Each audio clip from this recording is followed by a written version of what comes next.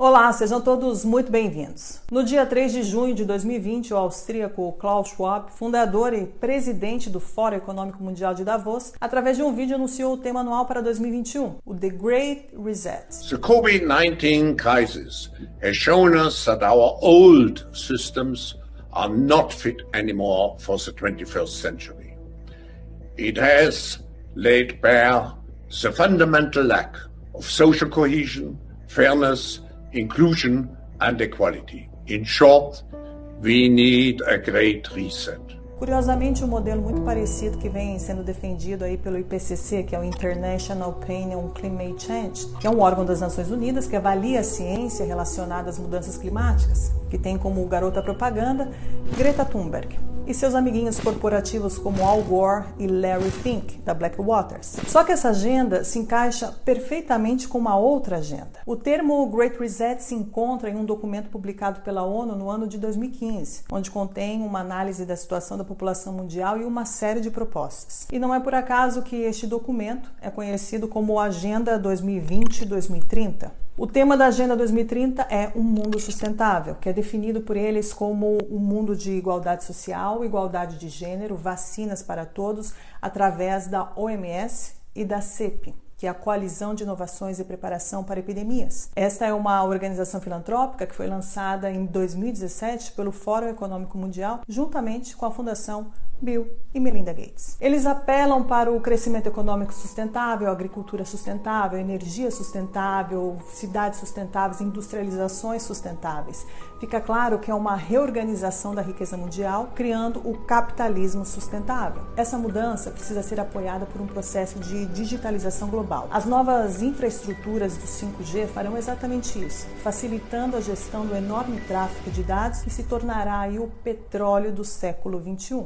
O sistema financeiro será transferido para o Ether e será administrado por um sistema híbrido composto por bancos centrais e empresas privadas capazes de cunhar suas próprias criptomoedas, como o projeto Libra anunciado por Mark Zuckerberg. As pessoas que estão lidando com o reset mundial são as mesmas que criaram o problema. O problema deste sistema perverso é que os cidadãos não servem mais para nada. O objetivo das grandes corporações financeiras é estrangular a economia atual e, em seguida, apropriá-la com preços ridiculamente baixos. O verdadeiro poder que governa todo o planeta Terra, mantendo as pessoas dominadas e os governos sob controle, é o poder financeiro, na base das leis ou muitas vezes na ausência delas. Um dos projetos favoritos de Schwab é a Quarta Revolução Industrial para apoiar o bem público, especialmente abordando os desafios sociais e de saúde, incluindo aí a biotecnologia de edição de genes, a telecomunicação do 5G e inteligência artificial. David Icke, conhecido por ser o pai do complotismo, já dizia que a Big Pharma e a indústria farmacêutica de biotecnologia não deixam de ser um mal legalizado.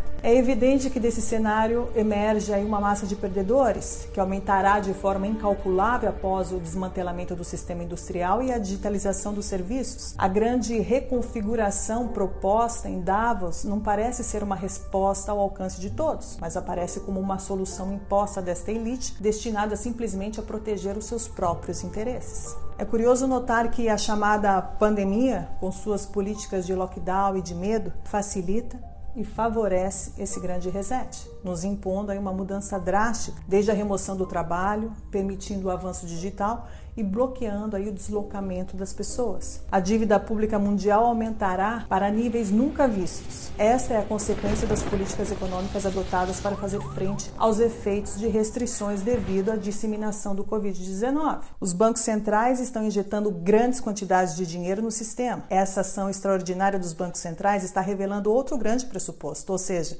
a disponibilidade de dinheiro em circulação não depende de conjunções astrais devido ao acaso, mas depende exclusivamente das escolhas dos políticos. O dinheiro pode ser criado do nada e em quantidades ilimitadas, como estamos vendo. E se no futuro algum político disser que não tem dinheiro, devemos lembrar dos trilhões de euros e dólares criados em um clique durante essa pandemia, acabando também aí com o mito da inflação. Esta agenda globalista traz consigo inúmeras mudanças e o Covid-19 só está servindo de instrumento para acelerá-la.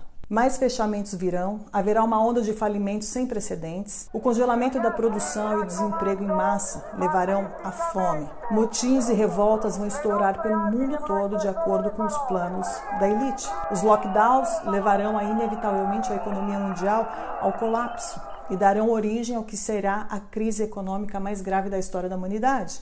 Esta enorme depressão tem uma função muito precisa: criar uma sociedade de duas classes. Uma formada por esta pequena elite dominante e outra formada por uma multidão de pobres, na qual a classe média desaparecerá definitivamente, assim como as pequenas e médias empresas que seguirão o mesmo destino. As grandes corporações terão todo o mercado em suas mãos.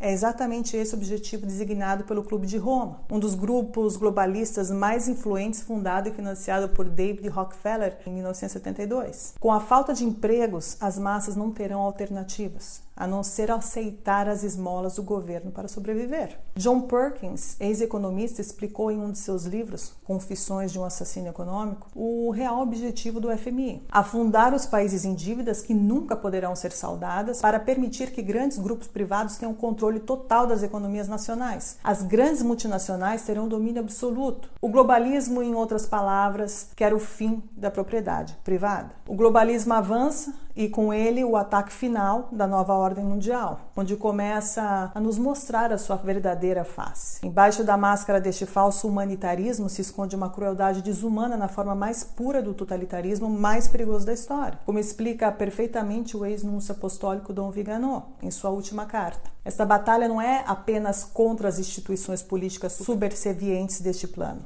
São as próprias palavras de São Paulo em sua carta aos Efésios que explicam o verdadeiro significado desse conflito. Nossa batalha, na verdade, não é contra criaturas feitas de sangue e de carne, mas contra os principados e poderes, contra os governantes deste mundo de trevas, contra os espíritos malignos que vivem nas regiões celestiais. São horas decisivas para o destino da humanidade e do mundo, e esta é a batalha que eu, você e toda a humanidade se encontra neste exato momento. È diventato chiaro in questo momento che ognuno di noi è rappresentante di se stesso, perché lo Stato non rappresenta più l'istituzione.